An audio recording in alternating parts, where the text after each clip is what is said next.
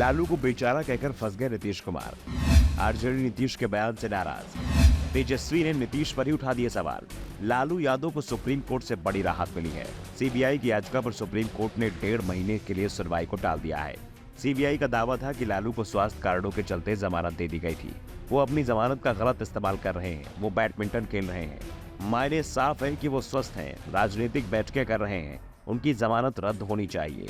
फिलहाल कोर्ट ने सुनवाई टाल दी है। इस बीच नीतीश कुमार से इसे लेकर सवाल किया गया तो नीतीश ने कहा, वो तो ऐसे ही बेचारे को तंग कर रहे हैं, जानबूझकर तंग किया जाता है। सेंटर में आजकल लोग कह रहे हैं कि वो किसी को नहीं छोड़ रहे, तभी सभी को तंग कर रहे हैं।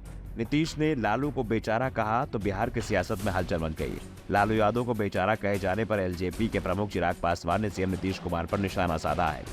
चिराग ने कहा कि सबसे पहले तो बेचारा शब्द होता है। लालू यादव हमारे राज्य के पूर्व मुख्यमंत्री थे। उन्होंने कईयों को आवाज देने का काम किया है।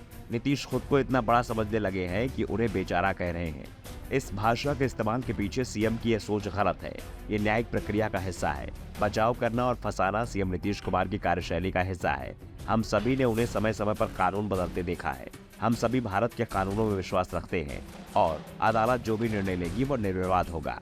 दूसरी ओर बीजेपी विधायक और नेता प्रतिपक्ष विजय सिन्हा ने कहा कि बीजेपी नेता ने कहा कि जंगल राज वाले दिनों में चारा घोटाला महत्वपूर्ण मुद्दा था। 1990 से 2005 वाली सरकार को उखाड़ फेंकने के लिए बीजेपी ने जो आंदोलन चलाया था, उसमें चारा घोटाले के विरुद्ध राज्य की जनता भी सहयोग के लिए सड़क पर उतर गई थी। इसके बाद ही बीजेपी ने नीतीश कुमार को राज्य का नेतृत्व सौंपा था, लेकिन जंगल राज वालों को हटाने वाले आंदोलन में उनकी कोई भूमिका नहीं थी। इन्हें उन दिनों के संघर्ष का कोई अनुभव और योगदान नहीं है। इस कारण वे चारा घोटाले वालों के साथ पिछले दरवाजे सरकार बना ली और सीबीआई की आलोचना कर रहे हैं। राज्य की जनता सब देख रही है और आने वाले चुनाव में नीतीश कुमार को भी बाहर का रास्ता दिखा देगी।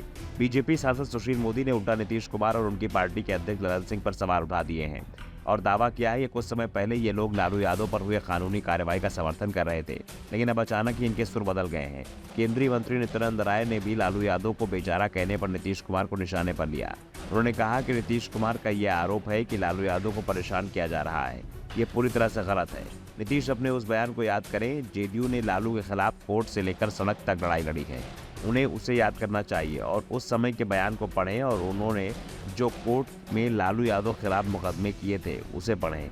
बीजेपी सदैव वंशवाद, भ्रष्टाचार और तुष्टीकरण के खिलाफ है। हमने हमेशा उनके द्वारा किए गए भ्रष्टाचार के खिलाफ संघर्ष किया है। हमारी पार्टी अपने रुख पर कायम है। जो भी दोषी है उसके खिलाफ कानूनी कार्रवाई होनी चाहिए। ये लोग कभी कहते हैं कि इनसे बड़ा भ्रष्ट कोई नहीं, लेकिन फिर कहते हैं कि ये निर्दोष है, तो ये नहीं चलेगा।